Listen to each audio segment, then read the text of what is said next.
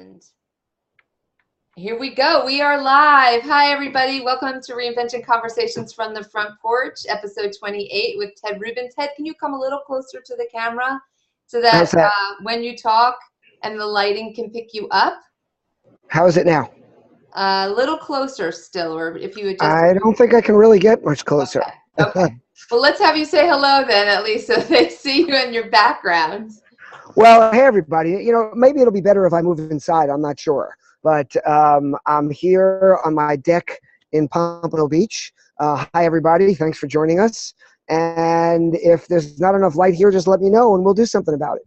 Okay, well, we can have our audience chat out to us just in case there is not enough light for them to see you. I love the background with the flag and the Christmas lights, and it's really festive. And of course, it's practically as warm up here. I know. I can't believe what's going on up north. It's just kind of crazy this year. It is. I mean, I think everybody's, as much as people like a white Christmas, I think there was just too much snow last year. So people are probably pleased. I hear all sides of the fence, you know. So here's some messaging I'm getting. It's dark, but it's okay. So thank you very much for that feedback. So we'll just carry forth. You know, we'll get in the spirit. You know, it's a little bit different. So why not? So here's what we're going to do. We're going to let Ted introduce his own reinvention journey story. And I'm going to give him 5 minutes to do that. And then we're going to move into our live interview back and forth. And then we'll open the floor up for the Q&A with the audience. So Ted, why don't you start from whatever point in your reinvention journey you want to begin? Oh, you want to point out that we are drinking. Well, first I want to say cheers. Cheers. So these are my new, you see that hashtag R on R glasses? They were a gift I just got yesterday. So well, why don't you tell everybody what ROR is? Well, return on relationship. Return on relationship. So a little shout out to Deborah Garrett who bought me these glasses, and thank you very much. I'll be happy to jump in. What are you drinking? Why don't you tell everybody what you're drinking? Well, I'm drinking some scotch. Also a gift. I have some Shivers here, Shivers Regal. So I'm enjoying that. No, normally I drink single malt, but again, it was a nice gift. And who am I to turn away a free bottle of scotch? I know. And I'm drinking some nice red wine. It's a Washington State Yakima Valley. I love that word, Yakima. Owen Rowe, 2008 Cabernet Sauvignon. Nice. It's pretty heavy in the alcohol, 15.2%, kind of very dark berry, and it's nice and heavy for the winter time, although it's not winter. So I'm enjoying it anyway. Well, I'm glad you are. And if you want me to jump in, I'm ready to go, whatever works for you. I'm ready for you to go. Yep. You know, for me, and I try to talk about this, is that, you know, reinvention isn't something new. It's something I've been doing my whole life. This is not something that I sat down and made a decision. You know, for me, it's just been a constant process that's really never ended. It started out just right after I went to college. And I went to Cornell, and I went with the expectation that I was going to do my 4 years at Cornell and then go to law school. And I quickly figured out that 3 more years of this stuff was not for me. I was having enough trouble getting through the 4 years of schooling and all that went with it. So I quickly reevaluated and reinvented and made a decision to go a different way. And for me, it's been constantly that way. I left school. I went to work in the investment banking business. I went to work for some people. I realized very quickly I didn't like working for people, and I just made a decision that I have to put in a few years to learn the business. And then I started my own business. And, you know, I burnt myself out in that field, and quickly realized that there was going to have to be another change.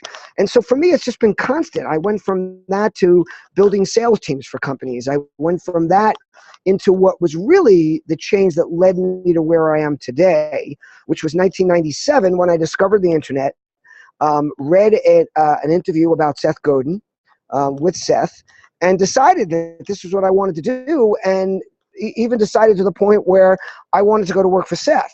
And I, of course, applied all over the place. But I was fortunate that although I was laughed at by my ex-wife, who said, "Why are you applying for a job with a guy that says he has no jobs?" Because at the end of the interview, they said, "Do you have any job openings?" And he said, "No." But he said, "I make it a practice of always hiring smart people if I meet them and finding a place them. So I wrote him a letter and said, hey, I'm a smart people. And he had mentioned they were looking for salespeople, and I jumped into the digital age with both feet, and I moved back to New York. I had moved to Florida after I got out of the investment business. Take a little time off. I moved back to New York. I was married at the time. I went up without my family to begin with, and I made the critical error of moving in with my in-laws. Don't ever move in with your in-laws, especially if they're like the Costanzas. And all they do is scream at each other. So it was really a blessing in disguise, because it made me get out of bed very early in the morning, which I'm not an early riser. I got to the office every morning by 6:30. And as it happened, Seth's an early riser. So I got to spend all this time alone with Seth while he was, brilliantly, this was before Seth was Seth. And it was before he wrote his first bestseller, Permission Marketing. And I was there when he coined the term, when he wrote it as an article for Fast Company. So it was just a real awakening for me. And I realized this was where I wanted to be. I wanted to be in the digital space. Things were happening. They were great. We got bought by Yahoo in the end of 1998. And it was time for me to reinvent myself again, because I did not want to continue on this path with Yahoo.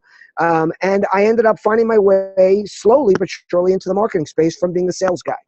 And I went to 800 Flowers. I started doing work there. I started realizing that marketing was what really kind of, excited me, because I was tired of saying the same thing over and over again, which you tend to do with sales. But marketing tends to be a reinvention as a profession, because we're always doing new things. We're always evolving. We're finding new ways to reach the consumer. And I jumped into the marketing space since we only have a couple of minutes, to make a long story short, I found myself after a few different jobs with a company called Elf Cosmetics, eyeslovesface.com, in 2008. And they were a company that had no marketing budget. So it was an interesting place for a marketer to be, because I had to really be ingenuitive. I had to think of partnerships I can build. I discovered at the exact same time what was happening in the social space. And I made a very critical decision to jump myself and Elf with both feet into social media. I was warned by the guy that introduced me to them, who got me the job, telling me that I would get fired for this, because this social stuff is not going to last. And unless we can turn it into money right away and sell people things and put out promotion codes, it wasn't going to be anything they were going to be interested in. But I held my ground, and I built the largest social presence for a cosmetics firm back before most of the large firms, when they were afraid to really jump in. Like Estee Lauder, L'Oreal, Sephora, they were all afraid. They all had lawyers. They were all worried about what you could say and what you couldn't say. So I had a real advantage there. And that's really where I blossomed, and I found my home. So for me, that was where I made this new transition into what I call this social world, which was a place that was just a revelation for me. I've been a frustrated author my whole life. I've written a couple of books since then, but they're both short form books. They're under 125 pages. And I found this thing called Twitter, where you could write in 140 characters and you didn't have to write anything more. And I actually got patted on the back for being able to express an idea in such few characters. Right. And I didn't have to continue writing after that. And my mind is like a Twitter feed. I'm a prolific dreamer. I always come up with ideas. Things are popping in and out of my head. And I was able to jump into this and find an immediate home, which has been the start of all my reinventions in this space. So first I was the CMO of a cosmetics brand. Then I moved to a couple of startups that were first in the social commerce space, Open Sky. And then I became a partner at a company called Collective Bias, where we were in the content space. And then when I decided to leave that, and I'm still a shareholder, but I moved on in 2013, at about the same time or shortly after the founder, John Andrews, who brought me there, I found myself reinventing myself again as a speaker, as a strategist, as what I call a brand evangelist. So it's really been an interesting journey. Well, that was pretty good timing there. And I guess what I'm kind of left with the sense that this is not the end of reinvention for Ted Rubin by any stretch of the imagination. And although I don't want you to answer the question now, I kind of am curious if you're constantly looking or having your eye on the next reinvention. So let's hold that thought. I exactly. I do want to start with kind of like you started by saying for you reinvention is evolution and it's constant. So that I will take as your definition of reinvention. Do you find yourself reinventing because of a particular circumstance? Is it that you get agita or you get fidgety? Is it that you get inspired? Is it that life throws you a curveball? Is it some of all of the above? I'm glad you got to that last one, because I was going to say it's really all the above. And, something I didn't touch on, because I'm sure it'll come up in conversation, but my biggest reinvention, which really is the reinvention of my heart and soul, is what happened to me as a dad when I had to fight to keep my daughters in my life, against an ex-wife who was trying to take them away from me.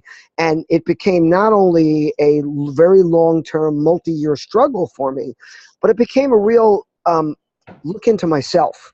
So whereas the other reinventions were more like some of those things you were talking about, where it was life circumstances, it was getting tired of things, it was some new passion, the reinvention as the dad, as a person, as understanding the importance, not just of family, but of never giving up, of making sure I'm a constant influence and part of my daughter's life, no matter how hard it was to be. That was really looking inside, and it required a big change of who I am. And I'll give you an example.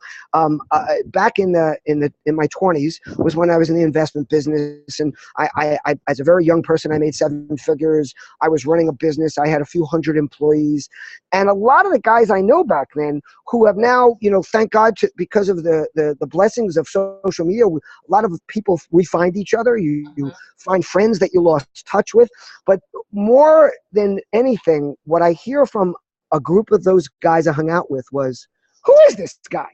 Like, what do you mean take a breath and don't get angry? What do you mean just be nice, which is one of my hashtags? What do you mean, this dad won't quit and as part of who you are? Come on, you're the guy that, you were a partier and you didn't care and you were single and you were running. And, and I look at them and I look at their feeds and I go, well, some of us actually change. Some of us actually evolve. I get you're saying to me that's not me, but it actually is me now, to the point where I've learned to disengage from controversy unless it's absolutely required. I've learned to understand other people's points of view. I've learned to listen way better than I ever listened before. Now, I've always been a fairly good listener in the business realm. Probably any woman I ever dated might tell you different. But in my business life, because I was a salesman, and I like to say that some of the best marketers in the world are former salespeople or former great salespeople, because really good salespeople know how to listen. But I learned how to really open up my mind, because I had 2 daughters who were in their tween ages, who were alienated from me, who I had to rebuild a relationship with when I finally got the court to rule on my side. And to do that, I had to learn to really listen to them. I couldn't say that's not the way it should be, or you heard wrong, or this. I had to really hear their feelings. And it really opened me up to a whole new world in my personal life and in business. And it also taught me how to disengage from controversy, because I had to fight for them at a certain age because they were very young. But then I learned after that I need to disengage from the controversy and make it and make it about them, not about the problem. So this was a big part of my reinvention into a lot of the things I do, because a lot of what I do in the social space right now has to do with hearing other people and listening to their viewpoints and not engaging in controversy, but listening to critics to take the value out of what they have to give you, rather than the negativity of what they might be giving. Okay. Yep, that's fair. That's good. When you have gone through all these reinventions, you were a sales guy, and by nature, salespeople are confident. You've talked about the various incarnations, and sometimes you brought them about.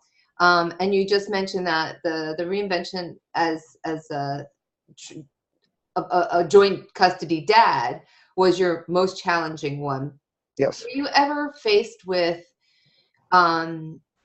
moments of self-doubt or like not That even would, sure you would pull this off, right, whatever right. that it was? I still have self-doubt now that whether or not I did it the right way, whether I could have done it better. But another thing I've learned, and part of this is age. I'm 50. I'm turning 58 Saturday. Oh, So Saturday is my birthday. uh, uh, Um, yet another Capricorn. thus the gift. Yes, another Capricorn. Is that, over the years, I've learned to be very careful about looking back and second guessing yourself. So I'm a big believer in learning from mistakes. So I certainly want to recognize my mistakes, but I try not to second guess myself. And I take that into everyday life. Look, I am incredibly social. Anybody who knows me in the social media world knows that I am constantly posting. I'm constantly writing things. And what I do is, instead of worrying about what I post, I do really basically two things. Number one is I always step back before I click send, just to view what I'm writing, reread it, and rethink it for a moment. But I don't go too deep. But more importantly, after I post, I listen. And I tell you that, I know this is not a social media show, but an important tip for individuals and for companies is that if you're going to post something that isn't totally exactly what you do all the time and you're trying new things, you got to listen, because you'll hear very quickly if what you did was a mistake. And that gives you a great opportunity to correct that mistake very quickly. Mm-hmm. And most mistakes that are either corrected or apologized for quickly if you did something wrong. And I'm the first one, by the way. One of my things is most brands apologize too much. And people don't apologize, number one, if you don't mean it. Don't apologize, number two, if you're not wrong. But what it means is paying attention, because you can make mistakes.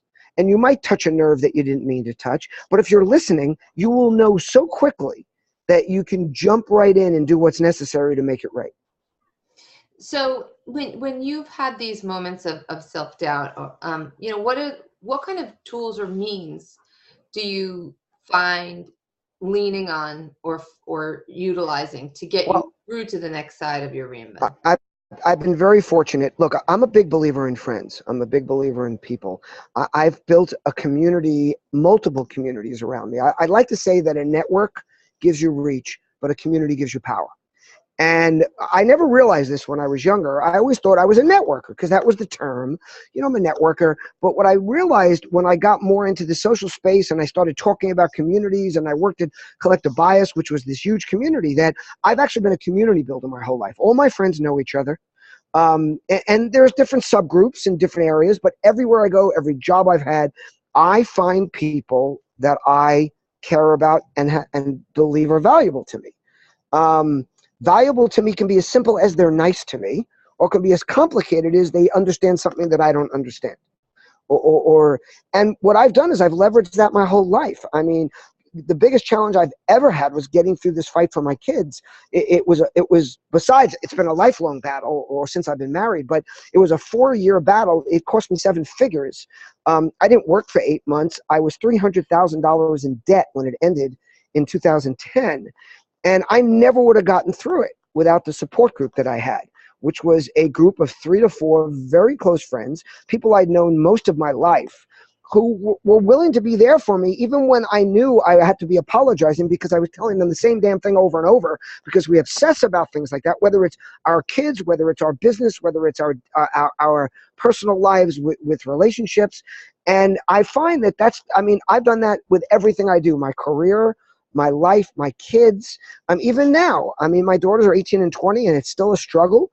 They're still alienated. It's become more difficult. They've gotten older, but and it's evolved. It's not the same 4 friends anymore, because a couple of them were there for me when my girls were younger. It was more relevant to them. And I've moved it into people some that give me advice, some that just listen, because you don't always want advice.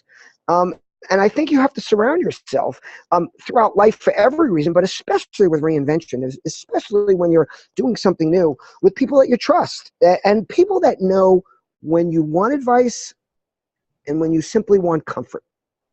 Yeah. Or you simply want someone, like through most of my problem with my kids, more than anything, I needed people that would listen to me, because it's incredibly frustrating. And I think it's the same thing. Like I've started businesses, and when you're an entrepreneur, it's a very lonely world, and you have to be very careful who you do lean on, because there are certain employees that you can't necessarily do that with. They need to see you as the leader. They need to see you as the guy that not necessarily has all the answers, but that, let's say, doesn't show fear.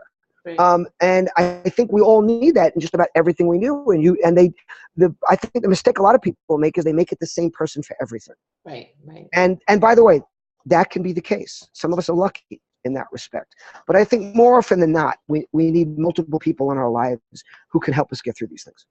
So Ted, earlier you mentioned that you don't believe in looking back and having remorse, but that you like to learn from your mistakes. So when it comes to reinvention, what do you think the biggest mistake you had was, and what did you learn from it? Oh boy. I think the biggest mistake I've made, and I'm still learning from it, and I think it's a constant mistake, is I can give up on things before I should. Or there are certain things I want to do my whole life, and I've always found excuses for not doing them. I mean, writing a book was one of them. And I always said, like, I don't write books. That's not what I do. It's not what I'm good at. And then, of course, I found myself as a dad trying to teach my daughters that it's all about mindset, that there's nothing that you're good at or not good at. It's what you decide you want to do. It's all about decisions. And I made a decision, and I had some people in my life, and I pushed through. So for me, the biggest mistake is letting time go by. Is knowing there's something in your heart you really want to do. And I still have a couple right now. I'm fighting that battle right now. I'm 58 years old. I'm certainly approaching that period where I'm going to be able to make more decisions of things I want to do for myself. I'm already there to a certain degree. And one of those decisions was I'm probably going to move here to Florida. I live in a place down here with my college roommate who I've known for 40 years, or coming up on 40 years this June. This summer. I've realized that I can't keep, like, I'm in a place in New York. It's 4 bedrooms. My daughters have not been there for 2 years. I mean, they're in college. Whenever I'm there, I'm not happy. So what am I doing? But there are other things. And I think the biggest regret and lesson are the same thing. The regret is the things that I always wanted to learn martial arts. I never did. I started it a couple times. I got busy with other things. I let it go. I'm 58. The clock's ticking, baby. And so I think the lesson is, when there's something that in your heart you want to do, it might not be the first time, it might not be the second time, but when year after year it keeps coming back in your head, or you keep thinking about it when you come to those New Year's resolutions, you got to do it. You really got to jump in. You got to stop making excuses. There's something telling you something. That's something that you don't want to miss. Ted, when you come across people, I mean, you've had a lot of these reinventions, and you've had, a very fruitful life to a lot of people. That's how it appears. So how, when you encounter people that may not have as much bravado as you do, who have maybe not just one list of things that they want to accomplish by the time they're your age, but they're just looking to do the one thing, like they haven't ever changed. They may be in the same career as he pours some. I'm getting ready for your next question. Go ahead. So what, have you encountered them? What advice do you give to them? And, how do you coax them into taking the plunge? Well, here's the advice. Here's where, first of all, let me give you a little background. I'm not what it appears to be. Basically, in the inside of my heart, I'm somewhat timid. I was afraid of the dark. I mean, I was terrified of the dark as a kid. And I just decided one day, and this is the lesson I'm trying to pass, is that we can overcome these things. I'm afraid of the dark. I actually am shy. People would never guess that, but I'm shy. A lot. I am uncomfortable working into a room with a lot of people where I don't know anybody. But what I've done is I've made myself overcome those things. Excuse me? How? Well, that's the question. By force of will. Now, maybe it's not fair, because maybe I'm saying, on the one hand, I'm shy and timid in a certain degree, but I definitely have that inner will But part of it is modeling myself after people I admire. I mean, I had a wrestling coach who I owe the world to. I tell people all the time that, I mean, my parents are great, my family's great, but I really believe that the having the inner heart and soul to fight for my daughters and never give up, while everybody in the court system was telling me, go away, come back when they're adults. Most dads do. Was that he taught me that it's never over. There's a Yogi Berra expression I'm sure you've heard. That says it's not over till it's over. And my coach used to say, that's bullshit. It's never over. And his contention was there's always another match, another challenge, another crisis, another part of your life that you have to address. And there was always one wise ass on the team who'd raise his hand and go, what about when you die, coach? And he'd say, then it's not over either, because you leave your legacy. And for me, like, I was scared of the dark, so I just made a decision one day that this really pisses me off. And then I let my intellectual side, I let my brain jump in, and I said, okay, how do I stop this? Well, let me try sitting in a dark room. I stuffed towels under the door so it was pitch black, and I sat in the middle of the room. I was 11 years old. I was terrified. But I sat there, and I just forced myself to sit there. And I did it when my parents were home, so I at least could hear voices in the other room. But I got to that point where I realized, okay, I'm gonna live through this. Right. I'm gonna be okay. And to this day, I do not like walking into rooms where I don't know anybody. Right. Now, by the way, if it's a small room, if it's just you and your partner, I don't have a problem, because I probably knew I was coming to meet you. I was able to do my research. I could be prepared. But when I walk in a room, I've got to get myself ready. I've got to look at have you seen the movie? You probably have, because I hope I'm not dating you here, but Saturday Night Fever. Yes. With John Travolta. And there's a scene where they're about to walk into the club, and John says, faces. And that means everything else gets set aside. We've got to put on the look, because now we're the dudes. Right. And I kind of do that when I walk in a room. I say to myself, okay, I'm on. And I'm going to have to push myself. And what I've learned is that I'll always get to a point where all of a sudden I'm comfortable, whether it's I locate somebody or I find someone. And what I do is I've learned tricks. I've learned to focus on one part of the room instead of like this mass of people. I've learned to kind of wave like as if I know people, even though I don't. And that way people think, oh, wow, he knows a lot of people. Mm-hmm. So I think that, we like anything else, everybody has challenges that they meet up to in one way or another. There's just all different ones. You have a child, you never had a kid, and you're like, holy shit, like this is real. I've got to take care of this human being. And guess what? You figured it out. So what I do is I look back on things I've overcome to give me the courage to overcome new things. And by the way, there are still things I'm terrified of and that I probably will never overcome, because we all have those kinds of things. But what I tell, my advice to people is look at something you have overcome, whether it was becoming a parent and taking care of a child, whether it is getting through first grade. I mean, we've all accomplished something. And then put yourself back in that mental state. And I believe that, again, we're not talking about serious, challenges of, that, again, thank God I'm healthy. I don't have the kind of challenges some people have in their life. But I have to tell you, the fight for my kids was something that's with me today. I live it every single day. I think about every word that comes out of my mouth with them, with their mother, who, with anything I have to do to try to make it better. And what I've learned to do, again, is instead of looking back, I look immediately at what I did. Like I try to look at what the mistake or what I did, evaluate it quickly, so that I'm not thinking too much about it later on. Because once you're well past it, there's nothing you can do about it. Like that whole dwelling on what I should have done, if I could have, would have, should have. Mm-hmm. It's more like trying to say, let's just try something new. Because look, we all live in this amazing world right now. You can try things and get immediate feedback. I mean, think about this, okay? And I don't care how young your audience is. Even kids in their mid-20s lived at a time when they couldn't get feedback immediately, when they still had to dial their friends on the phone, when they didn't all have cell phones. Now, I mean, like I like to tell people that, how you keep a notepad by your bed? A lot of people do this. So if they have a thought during the middle of the night, well, I don't do that. I tweet it out. If I think of something in the middle of the night, I go to my phone, I type it out, and I send it out as a tweet. And then by the time I wake up, I've got feedback. I already Everybody know. look for Ted's 3 a.m. tweets. I mean, return on relationship came from something that blurted out of my mouth. Somebody said, that sounds interesting. And then I tweeted it.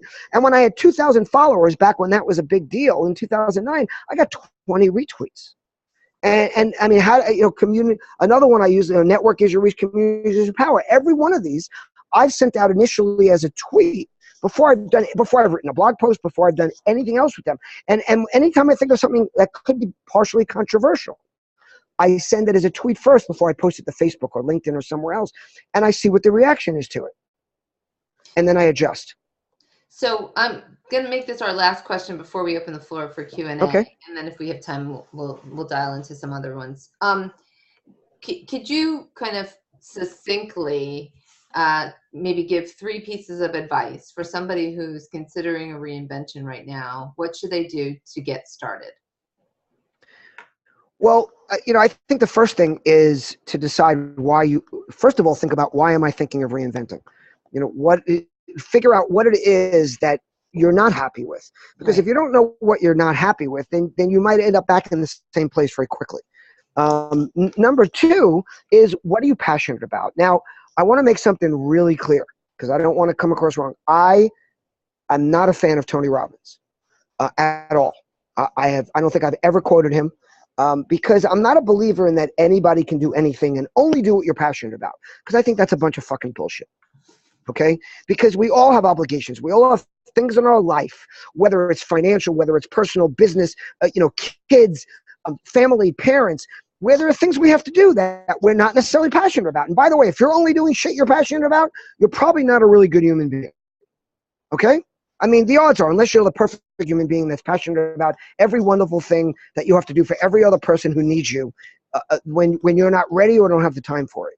So I just want to be clear that I'm not saying you need to do something you're passionate about, only do things you love. But in this day and age, there's no excuse to not find one part of your life where you're doing something you love, because we have these platforms that are amazing where 24/7 we can be doing things. We don't even need money to go places anymore, but we can participate in groups. So think about what you're passionate about and figure out if, number 1, first off, is there a way to make that your career? And there's a lot that goes into that. Don't just jump in because, hey, I want to be a teacher, so that's what I'm going to do. If you're at a point of your life where you have so much overhead that you could never afford to give up what you're doing, let's say as a marketer, and become a teacher, then you might have to say, you know what, I'm going to do that later in life. Maybe that'll be a generational thing I do when I'm retired, or when I have put my kids through college, or when I've gotten rid of the overhead that I have. So I think that's really important. Find out what you're passionate about. See if it's something you can pursue. And if not, make sure whatever you pursue allows you the time to pursue in some spare time the things you're passionate about. And number 3, and again, I hate to quote something that we've all heard so many times, but it's probably one of the best marketing campaigns of all time. Just do it.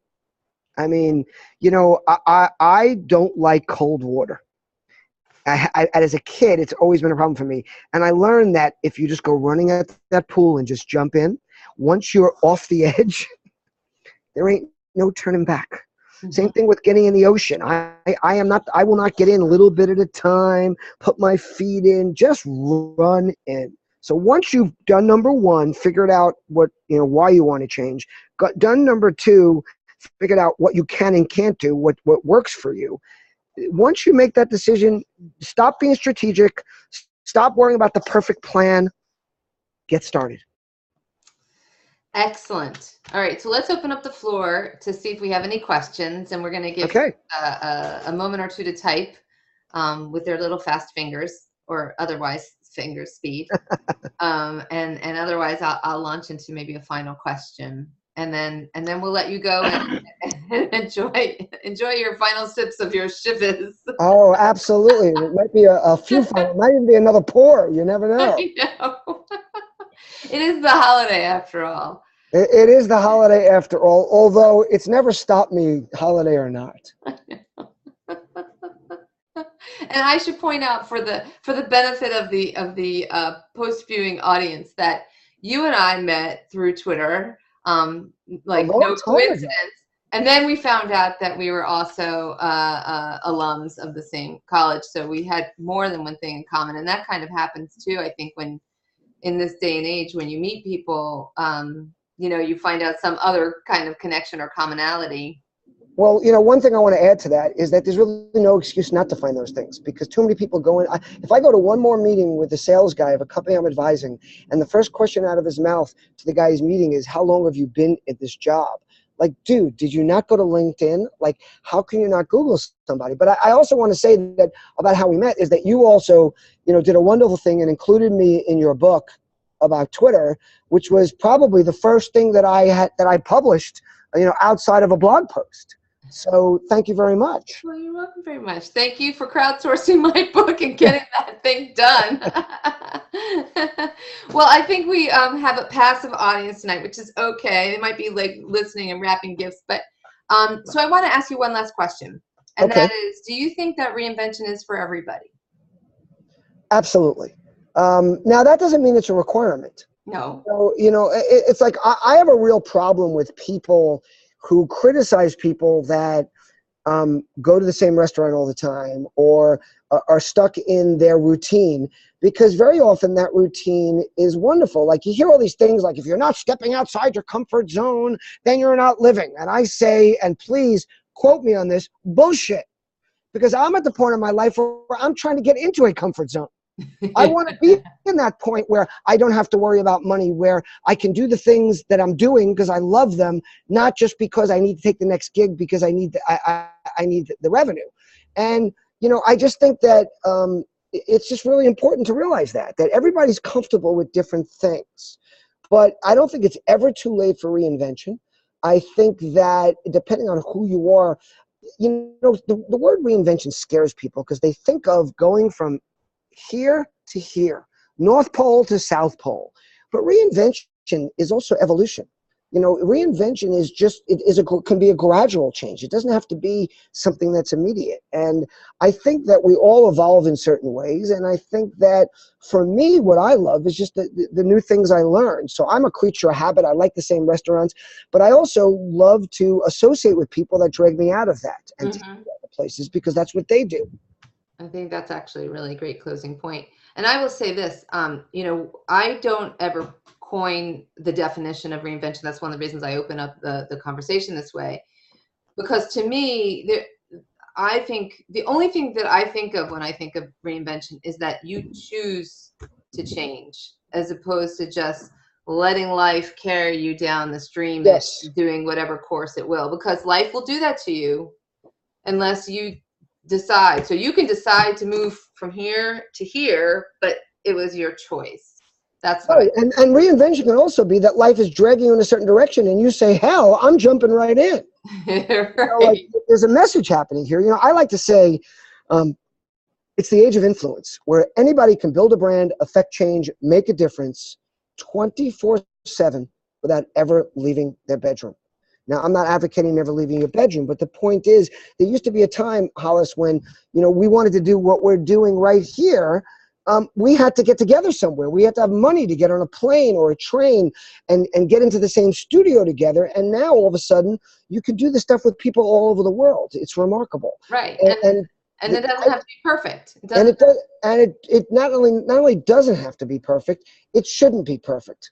I'll give one last little tip about, perfection. When I was at Elf Cosmetics, I built the first aggregated content site for a brand of anybody, and absolutely in the cosmetics field, which meant that it was a site that drew in all things that people were writing and saying about Elf. And we got more referral traffic to our website from the crappy videos that women were making. Oh my God, I've got my new makeup, I gotta take a picture. And it would literally look like this. And we got more from that than from the choreographed, expensive videos we put together with a professional makeup artist showing you how to do smoky eye. Right. Because the other women related to it. That was them. They loved it. They saw it. They felt the excitement. So, it doesn't have to be perfect. And just jump in, and anybody can do it because it really is the age of influence. I mean, the people that are building brands, it's remarkable if you go look at them. Take a few minutes, go to Google, see some of the people that have built YouTube channels and Vine channels and Snapchat. And most of these are everyday people. Some of them are kids of your friends. Yeah. and they're making six figures advocating for brands. Yeah. So, there's no excuse anymore to say I'm unemployed, I have nowhere to go, I sit at home. If you're unemployed, get online, build your presence, build a following. There's what gets me crazy is that it's 24/7. Like, it's what I hate is missing another moment. One of the things that reinvention, just to end it, one of the things I want to reinvent myself as is an early riser. I am not an early riser, but I regret every extra hour I sleep in the morning for how much I could have accomplished. Folks, he's on a tear. Uh-oh. I'm going to take out the hooked cane soon, Ted, just so we let people go to sleep tonight. Let me do one last thing here. I'm going to share my screen so that we carry forward. If you want to rant with Ted some more, guys, here's how you can get a hold of him. Go to tedrubin.com. or returnonrelationship.com. He mentioned he's active on Twitter and tweets 24/7. So you can find him at Ted Rubin on Twitter. And as for our webcast here, we are suspending it till the end of the year. So enjoy your time off. Enjoy your New Year's. Please, though, check out Mega Reinvention 2016 at megareinvention2016.com. It begins on January 2nd.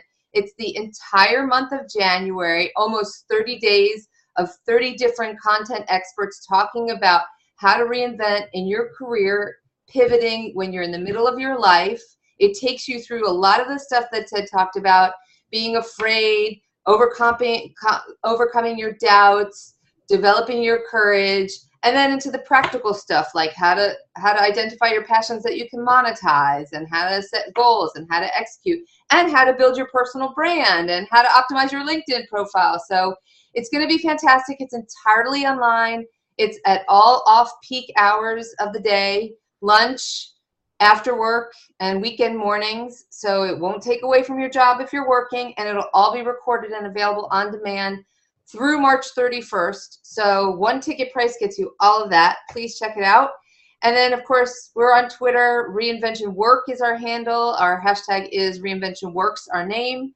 And we'll see you again in 2016 when we resume our webcasts. So thanks so much, Ted. Do you have anything, last words that you want to tell everybody to go see or do about you?